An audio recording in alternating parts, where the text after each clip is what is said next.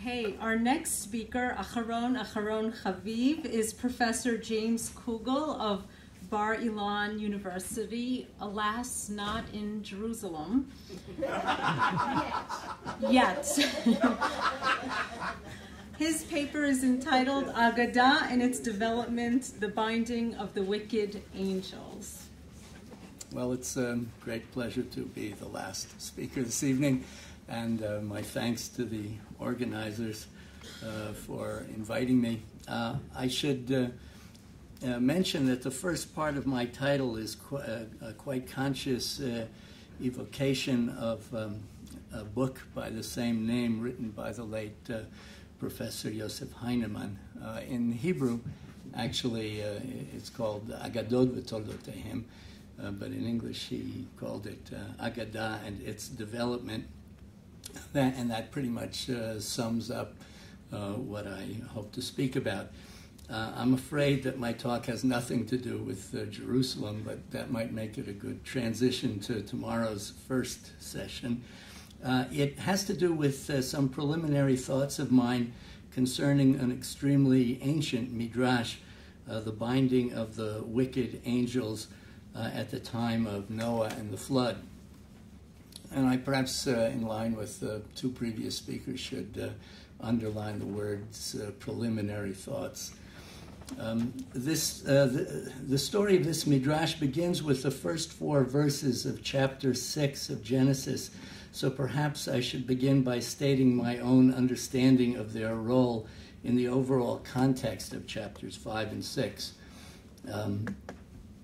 I've included the larger context of these verses on your handout, passage number 1, but rather than read the whole thing, let me simply read the 4 crucial verses that are Genesis 6, verses 1 through 4, which I've printed in boldface. When the people began to multiply on the face of the earth, the daughters were born to them. The sons of God saw that they were fair. This is the New Revised Standard Version.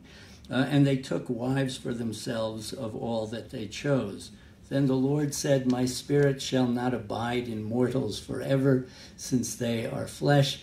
Their days shall be 120 years. The Nephilim were on the earth in those days, and also afterward, when the sons of God went into the daughters of humans, who bore children to them. These were the heroes that were of old, warriors of renown." From the time of the author of one of the earliest parts of the first book of Enoch to our own biblical scholars today, virtually everyone has seen in these 4 verses an introduction to the story of the great flood. The sons of God, presumably angelic beings, mated with the daughters of men, and this was the immediate cause of the flood. I confess that I'm not so sure of this. A closer examination of these verses will reveal that they really have nothing to do with the flood or God's wholesale destruction of humanity. In fact, there is nothing negative said in them about humanity at all. Neither do these verses make any mention of sin or divine disapproval thereof, nor of any coming cataclysm. Not one word. On the contrary, they are all about something rather positive, the origin of those people whom the end of the passage calls the heroes that were of old, warriors of renown. What then is the intended role of these 4 verses? Originally, they seem to have been intended to be a continuation of the genealogy that immediately precedes them. That is, the last verses of Genesis chapter 5. Having ended its list of the first generations of humanity, stopping at Noah, the text then went on to include a brief note about those who are not covered in this genealogy, namely the heroes that were of old, warriors of renown. Legendary semi-divine figures of the sort familiar from world folklore, some of whom were apparently known in ancient Canaan as the Nephilim. The fame of these ancient heroes was no doubt celebrated in song and story, even if for some reason their legends never made it into the final version of the Bible's history. So the question that these 4 verses sought to answer was, where did these heroes of old and warriors of renown, still well known when this passage was written, where did they come from? If they lived way back in ancient times, why aren't they mentioned in the preceding genealogy? And the answer given in these 4 verses is that these heroes of old did not have human fathers. Their superhuman strength or courage, as well as their great longevity, derived precisely from the fact that they were descended from the sons of God, who at a certain point mated with those lovely, lovely daughters of mankind. And why don't people today live as long and perform the same sorts of amazing deeds as the heroes of old once did? The answer given by this passage is that at some point God decided that he would not continue to permit the mixing of divine creatures with humans. Then the Lord said, "My spirit shall not abide in mortals forever, for they are flesh. Their days shall be 120 years. In other words, this divine-human mating will cease not because it is bad, the text doesn't say that, but just because at a certain point God decided to put a stop to it. From now on, humans will be 100% human, and they will live only a normal lifespan of 120 years maximum, and that is why there are no more superheroes walking the earth. This is where the genealogy of chapter 5 really ought to have ended. It's the next paragraph that starts off the flood narrative. The Lord saw that the wickedness of humankind was great in the earth, and every inclination of the thoughts of their hearts was only evil continually. And the Lord was sorry that he had made humankind on earth, and so forth. And he said, I will blot out from the earth the human beings I have created. But Noah found favor in the sight of the Lord. These are the descendants of Noah. That's really the beginning of the flood story. So to sum up things thus far, our text gives every indication that the mating of the sons of God with the daughters of men was a good, or at least a neutral act that produced heroes. Genesis 6, 1 through 4, thus really belongs with the rest of chapter 5 as the conclusion of its genealogy. As for the cause of the flood, Genesis 6, verse 5, is the first verse to address that question, and of course it contains no mention of any divine human mating or of the heroes of old as the reason for that disaster. Rather, the flood came about because, quote, the Lord saw that the wickedness of humankind was great in the earth, and that every inclination of the thoughts of their hearts was only evil continually. What that wickedness consisted of is never stated, it just was. Very much the same way that later on the people of Sodom just were very wicked sinners against the Lord without any further details. I should say that in general, it seems that if some great catastrophe like the flood or the destruction of Sodom and Gomorrah occurs, the Bible's default reason is always human sinfulness, the ancient Israelite equivalent of round up the usual suspects. It sort of reminds me of this story I once heard about a couple that lived in Vermont, a part of the United States that's famous for the taciturnity of its inhabitants. They don't talk much. In this particular couple, the wife likes to go to church on Sunday while her husband prefers to stay at home. One Sunday she comes back and he asks her what the preacher talked about. Sin, she answers. What did he say? He's against it. So sinfulness was what caused the flood. Such an explanation no doubt seemed satisfactory for a while, but people eventually wanted to know precisely what the generation of the flood had done that was so bad, if for no other reason than to avoid being destroyed for doing the same thing. It was then that the old appendix to chapter 5's genealogy was enlisted to fill in the details. There must have been something wrong, something horribly wrong with the act that gave birth to those superheroes, an act that one scholar recently described as crossing heavenly lines for immoral purposes. Thank you. That was me, actually. So it was that... Well, no, you have to know that there used to be it probably still is on the books in American law, a crime called crossing state lines for immoral purposes, which allowed the federal government to prosecute the offender. In any case, so it was that the very first midrashic act in the story I am tracing consisted of the reinterpretation of those 4 verses not as the conclusion of a genealogy, but as the start of the flood narrative. I have no doubt that this midrashic act goes back a long way, perhaps even before the 3rd century before the Common Era, though I do not think the 4 verses were deliberately moved from somewhere else to just before the flood. I'm sure that that might be a possible argument, but I myself am not making it.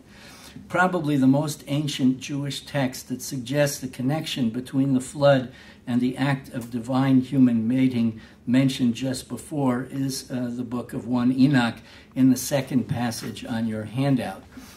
When the sons of men had multiplied in those days, beautiful and comely daughters were born to them, and the watchers, the sons of heaven, saw them and desired them. And they said to one another, "Come, let us choose for ourselves wives from the daughters of men, and let us beget children for ourselves."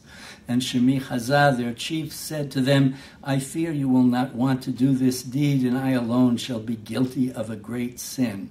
And they all answered him, "Let us swear an oath, and let us bind one another with a curse, so that none of us turn back from this counsel until we fulfill it and do this deed."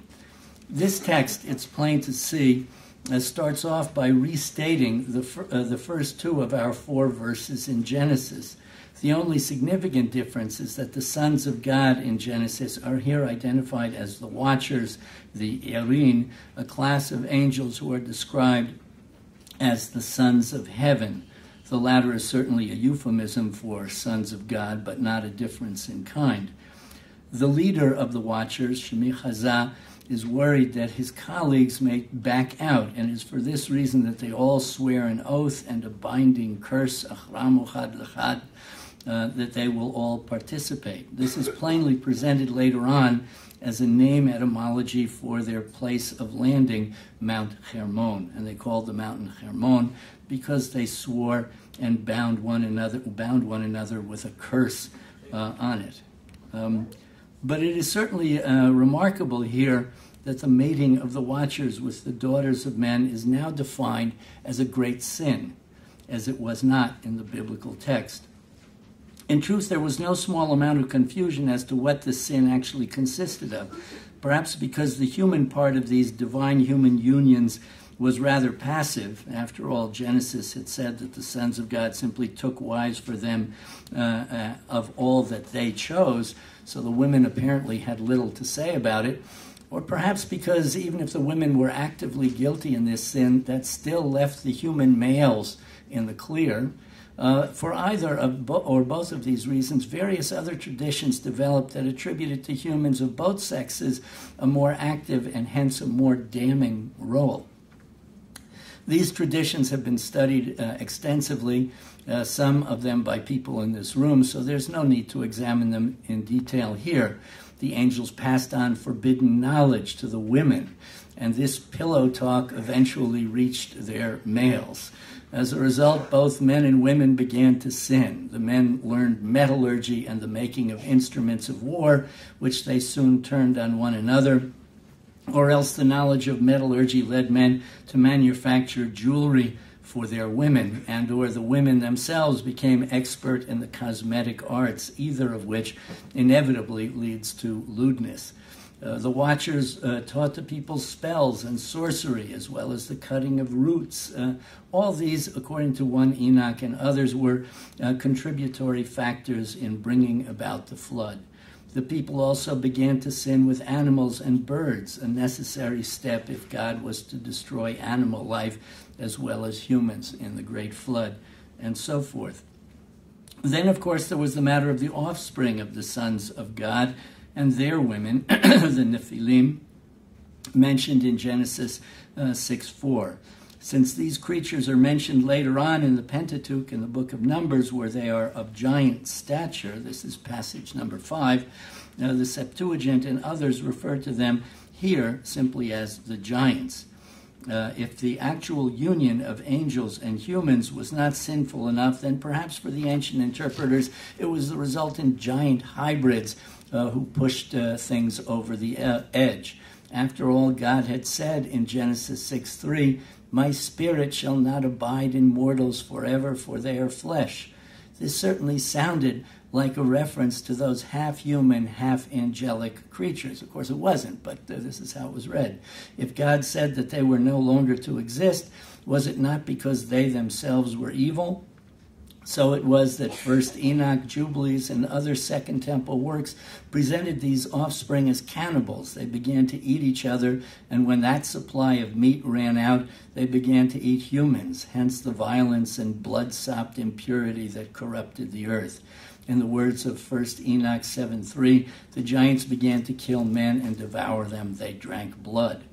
When in First Enoch, the 4 great angels, Michael, Sariel, Raphael, and Gabriel, report to God on all these happenings, God immediately resolves to send a purifying flood to wipe the earth clean of its iniquity. This is found in passage 4 on your handout. The Most High declared, he sent Sariel and said, "Go to Noach and say to him, hide yourself," and thus begins the great deluge.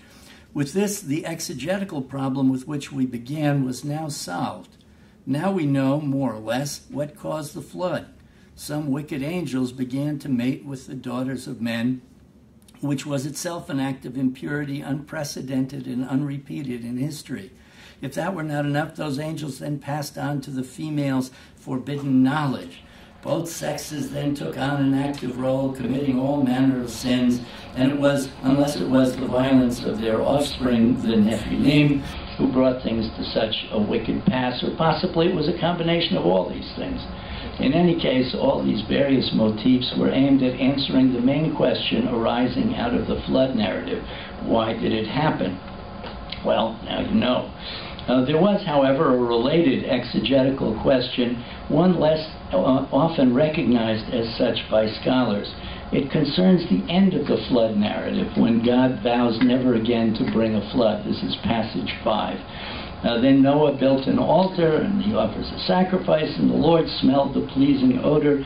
The Lord said in his heart, "I will never again curse the ground because of humankind, for the inclination of the human heart is evil, nor will I ever destroy every living creature as I have done, as long as the earth endures," and so forth.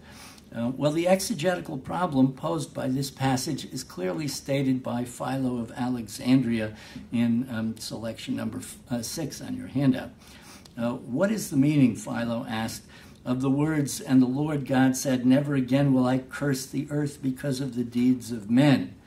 How then did it happen that with the same cause present, and with his knowing from the start that the thought of man is resolutely turned toward evil from his youth, how did it happen that God first destroyed the human race through the flood, but after that said he would not again destroy them, even though the same evils remained in their souls? Right? This is a good question. What changed between before the flood and after the flood? To ancient interpreters, it seemed most unlikely that God had somehow decided to lower his standards and not be so picky anymore. Rather, something must have happened to guarantee that humanity would never go astray again. But what? It could not be that he had made sure to kill off those wicked hybrids, the Nephilim, since that passage from the book of Numbers made it clear that at least some of them had survived. Perhaps as giants, they could simply have kept their heads above the water while everyone else perished. Besides, the Watchers themselves seem to have been the first and principal cause of God's decision to wipe out humanity. The logical way to make sure that humans would never again fall into such sin was to kill off the Watchers, so that they could never again repeat their sin with the women.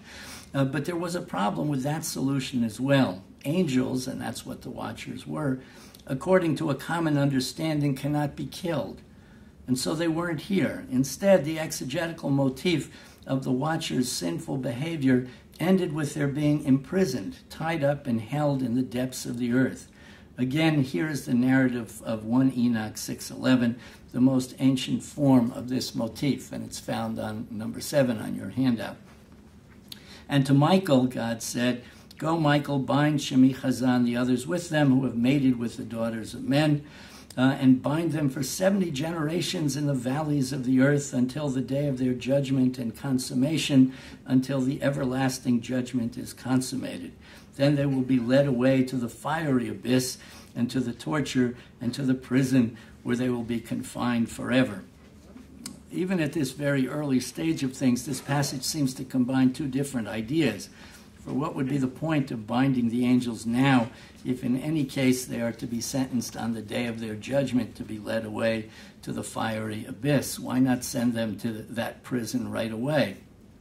There's no way to prove it, but it seems to me that the original idea was simply to tie the watchers up and render them powerless, but later this was harmonized with the Second Temple picture of hell, that fiery abyss which was to become their final resting place.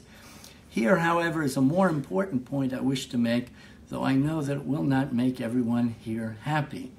The descent of the watchers and their subsequent imprisonment in the depths of the earth ought in no way to be construed, as it is so often in scholarly treatises, namely as a myth intended to explain the origin of evil.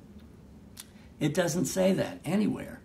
And in any case, what kind of an explanation of the origin of evil is it to say that a bunch of wicked angels came down to earth, caused some trouble, and then ended up being tied up to await final sentencing? Where is evil going to come from if its only perpetrators are in handcuffs? And, frankly, I have to say, I've lived a while, and I never felt a great need for a myth of the origin of evil. I'm a monotheist. I believe in, one God who was, what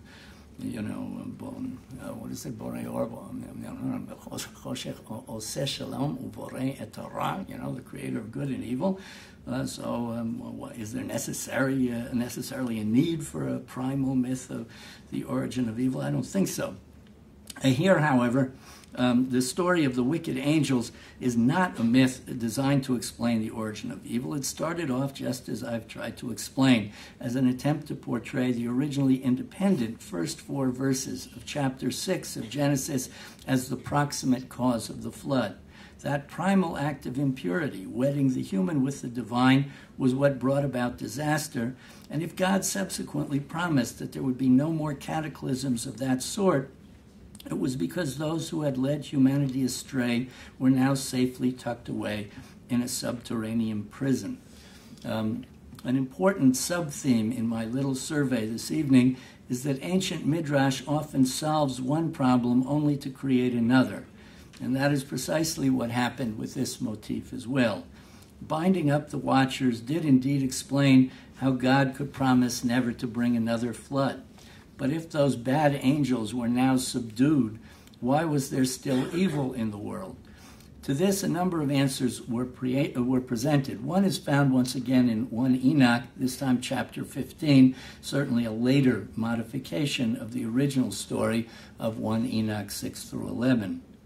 At the start of 1 Enoch 15, Enoch is told to reprove the watchers, which he proceeds to do, but then he turns to the subject of their offspring, the Nephilim, and this is what it says. But now the giants, this is number 8, I think, but now the giants who were begotten by the spirits and flesh, they will call them, henceforth they will be considered evil spirits on the earth, for their dwelling will indeed be on earth. The spirits that have gone forth from the body of their flesh are evil spirits, for from humans they came into being. In other words, these were hybrids, but then the animal part, the human part, died, and that freed these spirits to maraud about and cause evil on earth. And the evil spirits of the giants do violence, make desolate, and attack and wrestle and hurl upon the earth and cause illnesses, and so forth. Here, the existence of evil on earth is attributed to the hybrid nature of the Nephilim. Born of women, these are earthly creatures, but the spirit part of them has now become detached from their bodies, leaving these malign spirits free to roam the earth. It is they who are responsible for any wickedness that continues to exist after the flood. A somewhat similar answer is presented in the book of Jubilees. Following the flood, Noah's grandsons find themselves afflicted by wicked demons who lead them into folly and sin. Noah prays to God not to allow the wicked spirits to rule over his descendants. That's passage number 9. May they not rule the spirits of the living and so forth. Then our God told us, the angels of the presence, to tie up each one of these. So they get all, just as in we read in 1 Enoch, at least they start off by being tied up. But then the satanic figure of Jubilees, the angel Mastema, objects. His entire following has now been tied up. So this is the continuation of number 9. When Mastema, the leader of the spirits, came, he said, Lord Creator, leave some of them before me. Let them listen to me and do everything I tell them, because if none of them is left, I shall not be able to exercise the authority of my will among mankind. For they are meant for the purposes of destroying and misleading before me, because the evil of mankind is great. Then he said that a tenth of them should be left before him, while he would make 9 parts descend to the place of judgment. He told one of us that we should teach Noah all the medicines and so forth. All of the evil ones, we acted in accord with this, his entire command. All of the evil ones who were savage, we tied up in the place of judgment, while we left a tenth of them to exercise power on earth. So this is Jubilee's 10% solution to the problem of evil. Most of the wicked angels were indeed tied up, in keeping with the narrative in 1 Enoch 6 through 11, but 10% were allowed to roam free, while they were not able to create enough havoc to bring about another flood. They were nevertheless responsible for such evil as still persists on earth.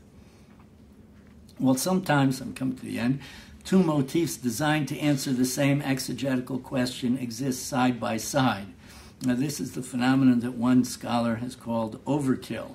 A text will give 2 reasons for why something happened, or explain that it came about in 2 different ways. In the case of the exegetical problem created by God's promise never to bring another flood, a second solution was proposed, and it came to coexist with Jubilee's 10% solution, as well as with the detached spirits of 1 Enoch 15. This motif proposed a complete overhaul of humanity after the flood, a retooling of human nature. God resolved to make a better brand of human being so that there would no longer be any need to destroy humanity. So here's that motif in 1 Enoch.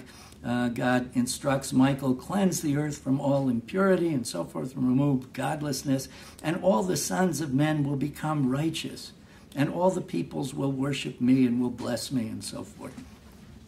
The same motif is found in Jubilees number 11. He, God, obliterated all from their places. There remained no one of them whom he did not judge for all their wickedness. He made a new and righteous nature for all his creatures, so that they would not sin with their whole nature until eternity. Everyone will be righteous, each according to his kind, for all time.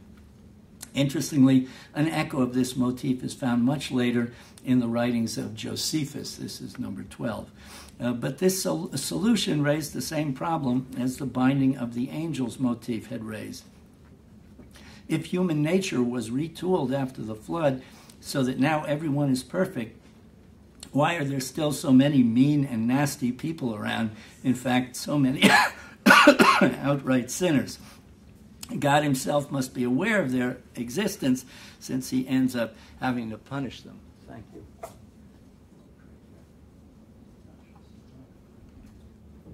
I know you're all in tension waiting for the solution. Well, this was apparently not a problem that bothered the author of 1 Enoch, nor did it seem to trouble the author of Jubilees or Josephus. It did, however, occur to that person I've come to call the Jubilees interpolator, an anonymous redactor who introduced some 29 insertions into that book, most of them only a verse or 2 long, but reflecting his very different views from those of the original author on certain matters of biblical law. Immediately following the passage just cited, the interpolator proposed his own solution to the problem that the retooling of human nature had created. Yes, humanity was now better than before. There would be no need for a new flood. But if human beings are still being conspicuously punished for misdeeds in a way that actually did not occur before the flood, it is because the retooling of humanity had been accompanied by another complementary reform. Henceforth, human beings would be held to the strictest standards of justice so that they would be punished automatically, as they were not before, for each and every infraction after it occurred. Here is how the interpolator worded it. This is passage number 13. He made a new and righteous nature for all creatures so that they would not sin. Everyone would be righteous for all time. The judgment of them all has been ordained and written on the heavenly tablets. There is no injustice. As for all who transgress from their ways, it was ordained for them to go if they do not go in it. Judgment has been written down for each creature and for each kind. There is nothing which is in the heavens or on the earth, in the light, darkness, Sheol, the deep, and so forth. All their judgments have been ordained, written, and inscribed. He will exercise judgment regarding each person, and so forth. Well, this strict, immutable standard of justice sounded altogether fearsome. It may have answered that remaining midrashic question raised by the retooling of humanity, but it didn't sound very good. Where did divine mercy come in? The Jubilees interpolator didn't really care very much about divine mercy for other peoples, but he did care about the Jews, and so was quick to explain that for the sons of Jacob, a certain escape clause existed. This is number 14.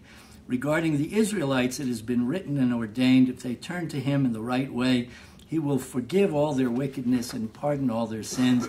It has been written and ordained that they will have mercy, that he will have mercy on all who turn from their errors once each year. Well, with this, I end my brief survey. And the hour being late, I will not summarize, but I do hope the presentation I've given has justified my borrowed title, Agadot V'Toldotehen, the latter word taken not just in the sense of their histories, but more literally, their offspring. For one thing that this history amply demonstrates is that one midrashic solution often generates a new midrashic problem to be solved, and that one exegetical solution often coexists with another as a matter of overkill. As it was with the descent of the wicked angels, so was it as well with many other agadic problems. Thank you very much.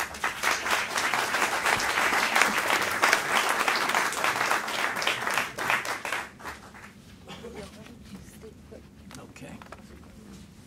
We have several minutes for questions for either speaker. Yes, sir. Yes. If humanity, from your point of view, is only going to live 120 years from then on, however, through all of Genesis, people routinely, in fact, through the Torah in general, people routinely live more than 120 years. How do you explain that? Well, first of all, I would Could you return to the microphone, okay. I'm not sure who you're asking, the biblical scholar or the midrashist. The biblical scholar, today's contemporary scholars would say just because that appears in one part of the text doesn't mean it has anything to do with another part of the text. But for midrashists, this was indeed a problem, and of course, I could go on and on. One thing generates another.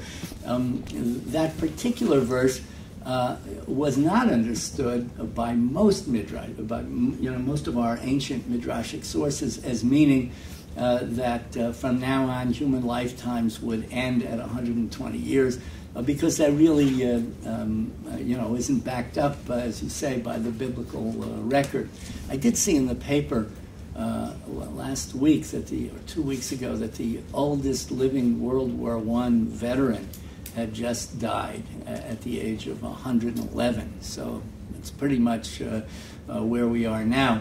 But back then, the solution was to say that the 120 years was the limit established by God for this present wicked generation, that in 120 years, they would all die if they didn't mend their ways. So that was a way of solving that problem. Yes, please. To either of you, but you mentioned it actually. What is the importance for Christians of Melchizedek? Because in the picture you showed, Abraham was shown as smaller than Melchizedek. Could you explain something about this? I can explain a little bit about it. And the idea is that in Christian tradition, Melchizedek was one of the founders of the priesthood. And Jesus was a sort of a continuation of Melchizedek. And so that's why they had this play between Abraham and Melchizedek.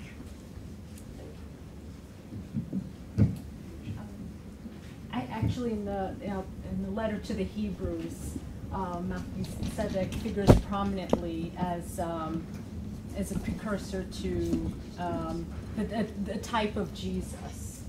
Thank you very much. Or even as, actually Melchizedek appears in two places. He appears here, he also appears in the book of Psalms.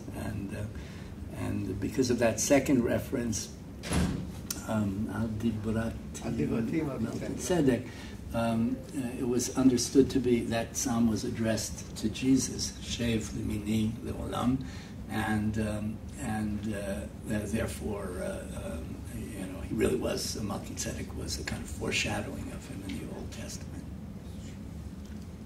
Yes?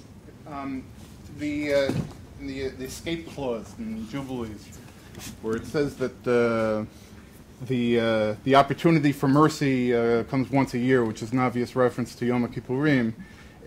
Is that intended to dovetail with the idea of the binding of Azazel as an origin story for the Seir LaAzazel? Well, I don't think that's present in Jubilees. That's an interesting idea. But really, I think for Jubilees, there are actually two stories about the origin of Yom Kippurim in Jubilees. One by the original author, who connects it with the false report of Joseph's death that's brought to Jacob. It's brought on the eve of the 10th day of Tishrei, and so ever afterwards people are sad and mournful on that day.